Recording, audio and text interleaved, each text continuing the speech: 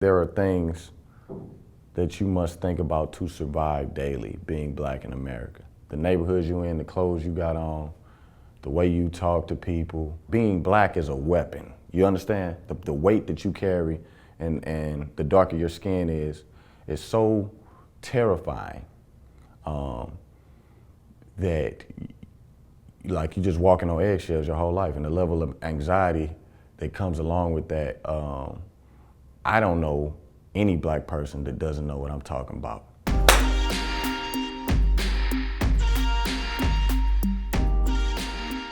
I've been harassed by police. I've been pulled out of cars, sat on curbs, humiliated.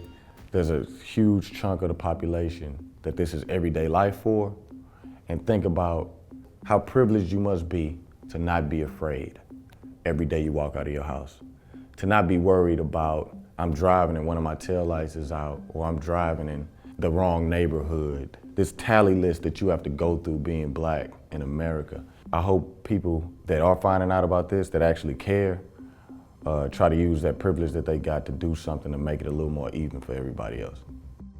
Over the last few years, the trajectory of my life has changed monumentally. And the events of Ferguson and Mike Brown changed my entire life, I can honestly say.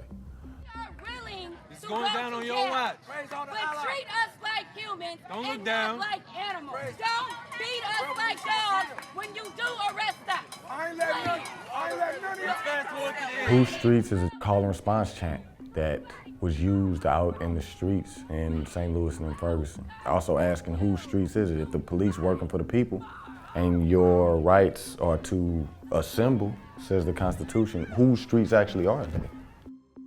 In the trajectory of American history, I don't think things have changed much from 3 years ago, or 30 years ago, 300 years ago. We've been talking for about 200-300 years. It's time to take some responsibility, some culpability, and really get uncomfortable. Think about the everyday role people play in racism, whether it be locker room jokes, Thanksgiving dinner jokes, down to systematic and systemic racism and the jobs and roles that people play in it. You know, when they talk about being an alcoholic, the first step to recovery is acknowledging you have a problem. Well, America has a pretty big problem with doing that, you know?